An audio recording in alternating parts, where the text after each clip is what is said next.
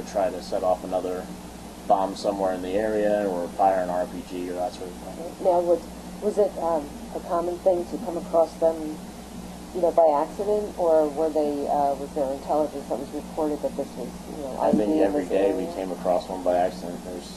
And what would you do then? Do you call back to the bomb? We would race through the area of attack,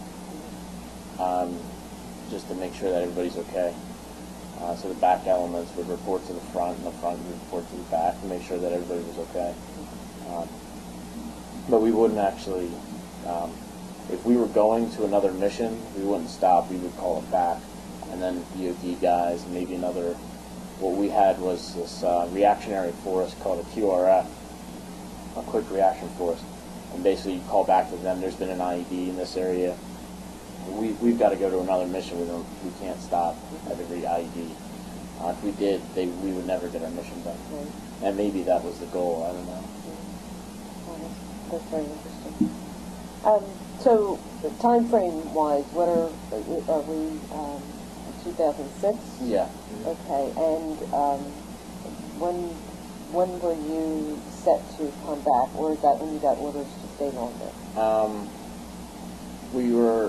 The rumor was that we were going to be home by Christmas, and then Christmas came and went, and then it was by Easter, and then Easter came and went, and there was Memorial Day, and Memorial Day came and went, and we ended up, we never actually got orders to stay longer. They just kind of renewed them, I guess. I don't know. I'm not sure how that worked in the paperwork, but they, we finally got to come home in July.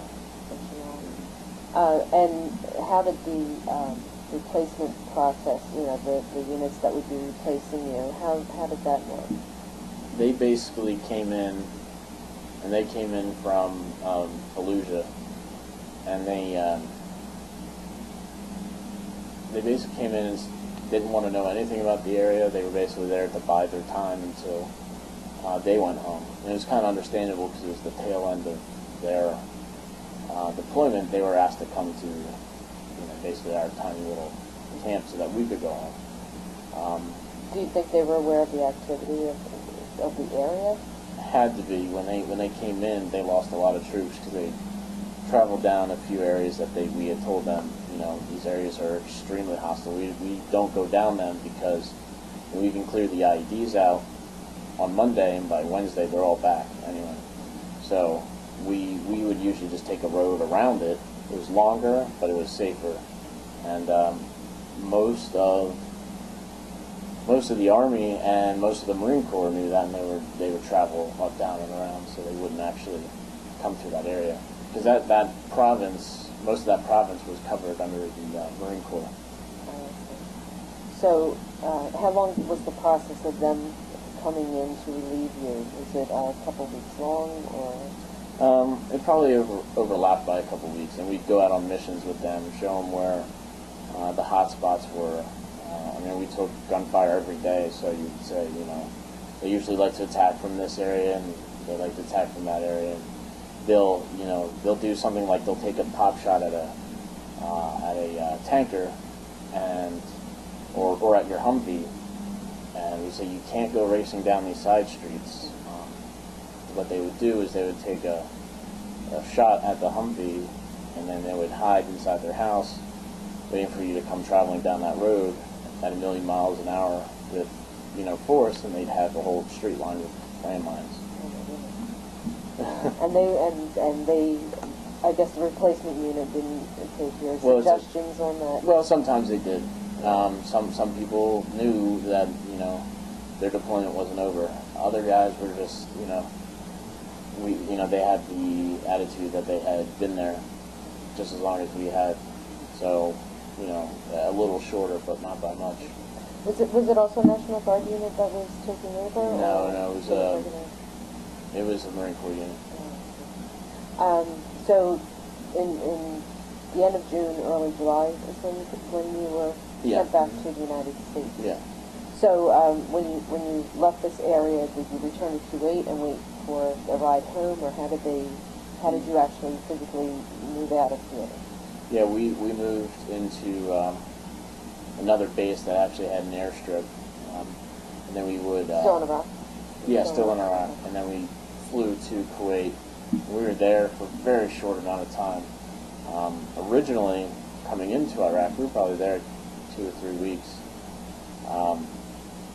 But coming back, it was probably 48 hours before we were flying back to the U.S. Did you have like medical exams or anything like that while you were there, or was that held off until? No, that was held off till we got back to Camp Shelby, Camp Shelby, Mississippi. Mississippi. So, and how long were you at Camp Shelby then? It was supposed to be a week, but really, if we turned it about a week and a half, by they got backlogged, so they gave us like a 3-day pass, and most of us went to New Orleans. Of course. Yeah, right. But you know, a lot of us had been there during our train up, and we'd seen it before Katrina, and you know, coming back was interesting to see it after Katrina. So it's kind of like a before and after in my memory. Right, and the same with coming back from theater. I mean, right. that would be a unique experience. Mm-hmm.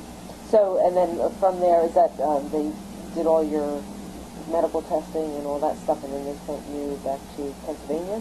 Yeah, they sent us back to Pennsylvania to home. Okay, and then you were back to your regular schedule of a weekend a month, 2 weeks a year? Yeah. Or? Mm-hmm. They gave us they gave us some time off.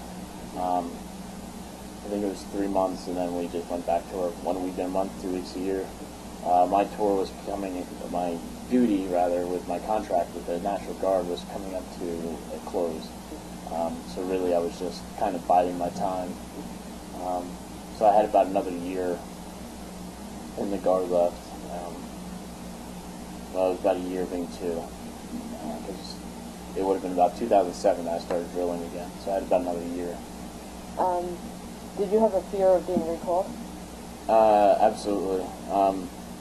Actually, my last drill, we had gotten a new command, and orders had been cut for a bunch of guys in the unit to go to Iraq.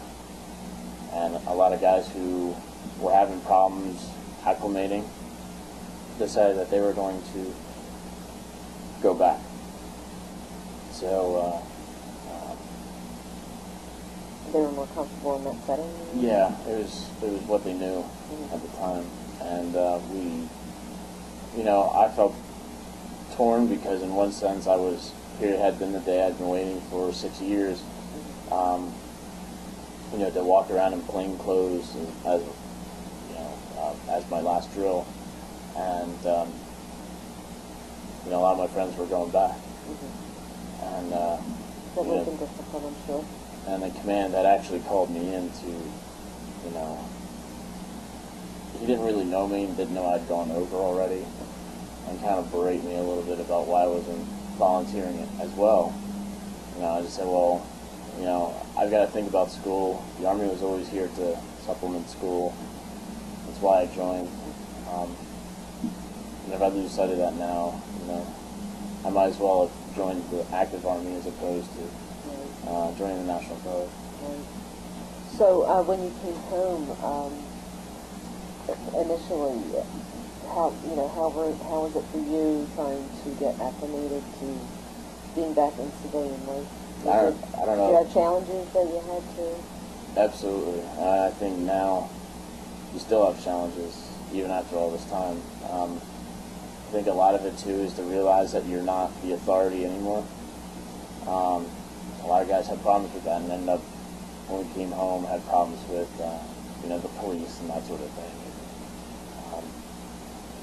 I didn't have that sort of trouble, but, I'd say most of the challenges just came from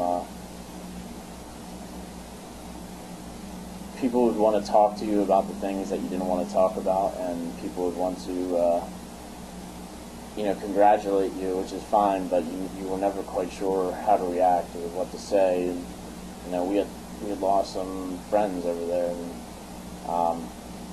did you have casualty then? Well, we had casualties. Yeah, we had a lot of wounded in actions, and We had several